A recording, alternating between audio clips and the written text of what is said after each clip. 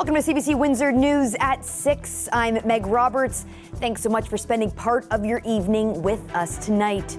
Some residents in the Glengarry area say they aren't feeling more safe even after police arrested 24 people. Plus a fatal crash today on the 401 westbound near Comber. And the Windsor Spitfires have signed the oldest person in franchise history to a one-day contract, and probably one of the more famous ones at that. For dozens of Windsorites, the Glengarry Community Housing Complex is home, but it's not an easy place to live with serious concerns about safety. Just this week, Windsor police launched a two-day operation there, arresting 24 individuals. It was meant to reduce concerns of people in the area, but residents who call the 300 block of Glengarry home say they still feel uneasy living in the neighborhood. CBC's Jacob Barker has that story. Living next door to 333 Glengarry isn't easy, according to Marilyn Harkis. It's crazy. Constantly in the back is all you hear is screaming, hollering, fighting. It's a nonstop thing. Fires being set off. Must be a hard way to live. It is. It's very hard. Like I said, it's literally put me to the point I'm going to be 60 years old, and I was born and raised down here, and it's severely depressed me to live in this kind of situation. She says she's concerned for children that live in the area and for new Canadians still learning the language, some of whom, she says, are also placed in the building. She has witnessed some of the recent arrests in the area. Seen the ones on the mountain bikes, snuck up on this guy out of nowhere, and boom, he was done. They caught him. All I heard was him curse at him, and he was gone. Windsor police say they arrested 24 people over 2 days earlier this week, resulting in 48 charges. Among them, numerous charges of assault with a weapon, assault, and arson. The Glengarry apartment complex was also the site of other criminal activity. In August, police charged people there in a $30,000 drug and firearms bust. In July, a dozen people were charged in an abduction and torture case. The victims were held in one of the apartment units. Potentially some tenants' guests that come on site, potentially some trespassers that come on site. I think it's just a matter of, certain individuals, when they're in the area, they're not necessarily feeling safe, specifically, in the evening and at night. Well, I've seen them in our building and that. They've set off alarms, caught them smoking drugs in our, even in 445, in the stairwell, smoking drugs, and they run from one building to the next building. The Windsor-Essex Community Housing Corporation says the recent arrests are a result of police taking a more intentional presence in the area since two fires broke out in 333 earlier this year. Police also now have their own space within the 333 building. We're trying to, again, through collaboration with the police, understand where they see opportunity as it pertains to our infrastructure, whether it's, additional surveillance or looking at additional security measures as it pertains to emergency doors. The arrests, Harkis says, isn't making her feel any safer. She wants to move, but it has been difficult for her to find another place to live. I can't be around here much longer. It's brought me to the point where I'm unhappy. Harkis says she'd like to see it shut down, but knows that would put people out on the streets. Meanwhile, the Housing Corporation says it's looking to continue its collaboration with police, as well as looking for other organizations in the area that can provide mental health supports. Jacob Barker, CBC News, Windsor. There was a fatal crash today on the 401 near Comber. The Ontario Provincial Police say at around 10:20 this morning, officers and EMS responded to a multi-vehicle collision on the westbound lane between Gracie Side Road and Comber Side Road. There were only minor injuries in that initial crash. However, as a result of traffic slowing down, a second crash took place involving two tractor trailers and a pickup truck. The driver of one of the tractor trailers was pronounced deceased at the scene. The pickup driver was transported to hospital with injuries police say are life-threatening. Starting Wednesday, recycling will not be a municipal responsibility anymore. Circular Materials is the new administrator for collecting recycling across the province. And the company has hired a contractor, Green for Life Environmental, for Windsor and Essex County collection. This is due to changes in the provincial legislation. While it's a big administration shakeup, the Essex-Windsor Solid Waste Authority says residents should only see minor changes. They are saying right now that they're not going to accept hard and soft cover books So we're telling people to donate their books, and they are not accepting empty paint cans and empty spray paint cans. So that's very clear, empty spray paint cans, because that comes under household chemical waste. The authority is encouraging people to donate the books. They also say the residents could drop the spray paints and cans at their depots in Windsor, Essex, and Kingsville for free. Residents should also put the recycling out by 6 a.m. on regular scheduled days, as the pickup can happen anytime between 6 a.m. and 6 p.m. The Windsor Spitfires have signed the oldest person in franchise history to a one-day contract, and probably one of the more famous ones. Dale Molnar has more now on how Canadian Hollywood star Keanu Reeves became a Spitfire for a day. Yeah, this is an authentic Spitfire jersey signed by the famous Keanu Reeves. Keanu Reeves wanted to play hockey for the Spitfires back when he was a teenager, but he got injured and went in a different direction. Ironically, he played a goalie in his first film, Youngblood. Taking that history, the entertainment director for the Spits got a hold of Reeves to see if he wanted to make his original dream come true. So yesterday, Reeves was at the casino with his band Dogstar. Before the performance, the Spits had him sign a one-day contract and a jersey. The jersey is being auctioned off online to raise money for the Canadian Mental Health Association.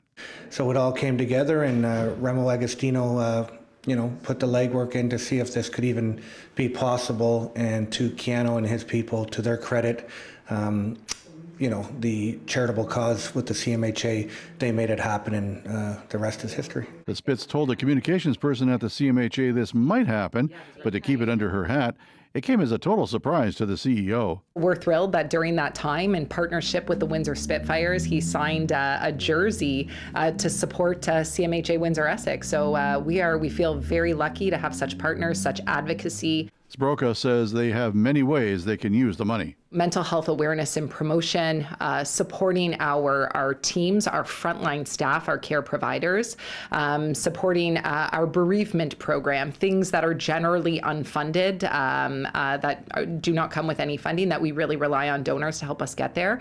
There are so many opportunities for us to leverage the dollars that are raised by way of this jersey. It was a lot of fun to be having Keanu do what he did for the Windsor Spitfires and CMHA.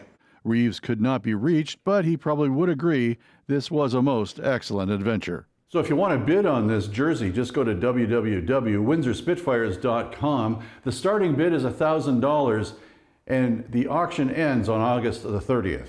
Dale Molnar, CBC News, Windsor. The largest bid on the jersey is now up to $10,000. Well, an exhibit that starts tonight is allowing a population of Windsorites who often feel silent to have a voice through art. Homeless individuals living on our city streets are showcasing their artwork, hoping to evoke emotion in others. It's the second year Art Speak Gallery has held the exhibit. CBC's Amy Dodge spoke to those involved about why a project like this matters. We were able to purchase canvas supplies, paintbrushes, paint, and give the artists who are experiencing the downfalls of systemic inequity the same opportunity that some people just are born with. So we got an amazing amount of submissions this year. Compared to last year, we have about less artists, but more work. We have triple the amount of artwork and about the same amount of artists, so 30, I want to say. We have something for everybody's taste. If you like abstract art, we have something for that taste. We have hyper surrealism, which is awesome. We also have a lot of expressionist art, because some of our artists have never even picked up a paintbrush before we started doing our workshops. And this was their first exposure to that kind of experience. We're standing by your art right now. I want you to explain what we're looking at. A painting representation of my life. A long time ago, I robbed stores. My girlfriend passed away when I was 18, and I robbed 6 Maximo stores in 9 months. I went to prison for 2.5 years because of that. And then my mom passed away when I got out, and I decided to change my life around through my art. And I make music, and now I make a comic book series about it as well. Everything in the book is based off the true story. Why take that experience and turn it into a comic book? Because I wanted to showcase that even though you make mistakes and you can be labeled a bad person, a criminal, that you can change that around and become something better. I want to take my biggest failure and turn it into my biggest success. You can actually touch my work and you can feel all the texture in it. It's actually all paint. There's no drywall or paper towel in there. It's real paint. On this part here, the paint that I used, it all comes from refurbished paint from the dump. And this paint here was over, the can was like 50 years old. It wasn't even paint. I had to add water to it to bring it back to life. And I actually used it in the paint. Even this one here, when you look at it, you could almost submerge yourself into the painting, as if you become a part of it if you put your hand through it. I find it really hard to sell my paintings because I love each and every one of them, but I've also been told that I have to let them go. The Sears store at the Devonshire Mall in Windsor shut down 6 years ago, but the people who work there still think of themselves as family. The store is now a demolition zone with heavy equipment slowly working to dismantle the old Sears. Tomorrow, former staff will hold a reunion to say goodbye to their beloved former workplace. They'll be putting a barbecue in the parking lot, calling it a celebration of life, a fitting farewell tribute.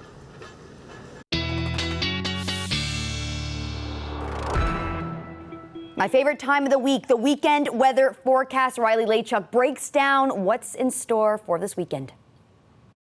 Well, Meg, I think I'd certainly describe today as either decent, comfortable, any adjective like that works. I put comfortable up on the map. Warm day today. We'll get into the temperatures in a minute. I say hot, dry weekend ahead. Dry as in we're not expecting any real precipitation in the forecast, at least for southwestern Ontario, but not dry in the sense as we're expecting the humidity to really ramp up as we get into the weekend and certainly into early next week, which I'll get into in the next couple of minutes here. First, look at our daytime highs from this afternoon. Seasonal for this time of the year. 25 in Windsor, 26 in Sarnia, 25s, 26s really across southwestern Ontario and into really all of southern Ontario. London, 24 this afternoon. Chatham-Kent, 23. A bit cooler. We've seen a bit of a southerly breeze throughout the afternoon today, and really not much to see on satellite and radar. Just a little bit of passing cloud really throughout the region through the day today, but by and large, a sunny and pleasant one out there this afternoon. A little bit of instability through northern parts of Ontario. This is part of a low pressure system, but not having an impact on our weather at all as we get into the weekend. So we start Saturday, mainly sunny once again, a little bit of thin, high level cloud passing through. So I'm calling it a mix of sun and clouds as we get through the day on Saturday. Through Sunday as well, we get much the same, a mix of sun and clouds. No real precipitation in the forecast. But we will start to feel the humidity as we get into Sunday and especially into Monday. That's why I've pulled out the muggy meter once again as we head into the weekend here. So tomorrow, pretty pleasant in terms of humidity, but look at some of these dew point readings here as we get into Sunday, Monday, Tuesday of next week. And a reminder, the higher that some of these numbers are and the closer they are to the actual temperature, the more humid it's going to feel. So we're into that unbearable territory by the time we get to the middle of next week. Overnight temperatures look like this, 13s, 14s across the region, 16 in Windsor tonight, up to 29 tomorrow afternoon, 28 in both Chatham-Kent and Sarnia. But have a look at some of these temperatures as we get into the next few days here. Through the weekend, 30-degree temperatures, and Meg feeling closer to 40 with a risk of thunderstorms as we get into the middle of next week.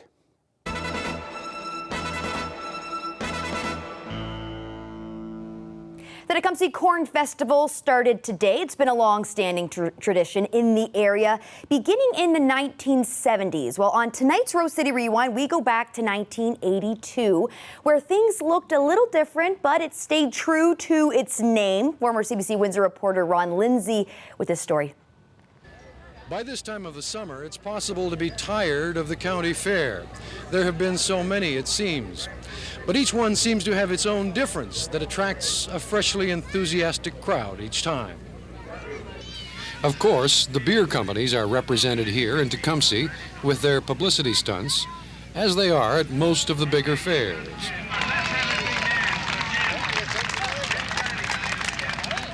Labatt's brought in its parachute team from Toronto to make a landing in Lacoste Park. Our next contestant is Donna DeLorde. Donna? And the Tecumseh Festival is like many others with its beauty contest, this year featuring 14 young ladies with an average age of 17.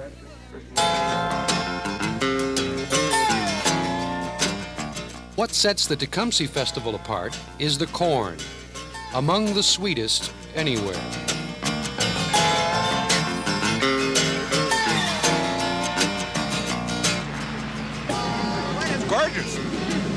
I'll come out and try it sometime. What a gorgeous evening to hit the Dumpy Corn Fest. Remember, it's not at Lacoste Park this year. You're going to want to head over to McAuliffe Park. We've got more news coming up after the break.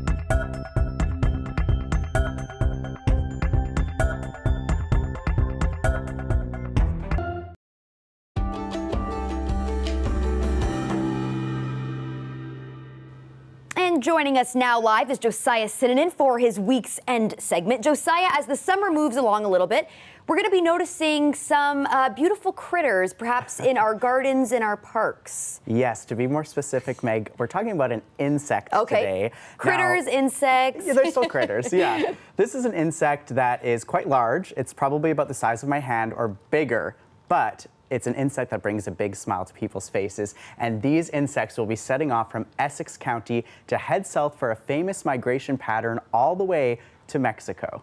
Do you know what we're talking about today, Meg? Oh, I think I can guess. We're talking about monarch butterflies, that's right. And this Sunday here in Windsor, there will be our 4th annual Butterfly Festival on Erie Street. If you haven't heard about this before, there's going to be vendors, activities for the kids, and perhaps the most exciting part is the release of some of these monarch butterflies, which have been carefully raised by members of our community. And I know there's a good reason that community members do raise these butterflies. Yeah, it's a very concentrated effort, Meg, and as I'm sure you know, monarch butterflies are a species at risk.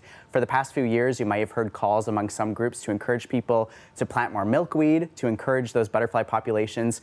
And not all monarch butterflies make that big migration down to Mexico. It actually takes about 4 or 5 generations for them to be equipped to make the journey. So it's a really important job that these people are doing, and it's something that scientists are tracking. And Meg, according to a Windsor man I spoke to yesterday, there's around 3,000 people in Essex and Chatham-Kent that are helping to raise these butterflies and tagging them to help keep track. Okay, tell us a little bit more about this Windsor resident that you met. Yes, so his name is Leo Silvestri. He's also known as the Butterfly Man. He lives on Erie Street and has unexpectedly become a butterfly enthusiast, raising monarchs in his own backyard for the past 4 years. He'll also be the one hosting the Butterfly Festival this weekend, and I met with him at the Via Italia Heritage Garden to learn more. This is the Via Italia Heritage Garden, situated on Erie Street East between Langlois and Marion. This is where we're going to have our Butterfly Festival this coming Sunday. All our members who happen to have butterflies that were born either Saturday or Sunday morning, they will bring them in here, we will tag them and release them on their way to Mexico. While people are here watching, and then we'll put them on kids' end or anybody's end that wants to release them, they'll be able to do that. So when we find an egg and then we feed them, we wait until it hatches and we feed them as a caterpillar and release them as an adult butterfly, it is very satisfactory for our soul and the human mind.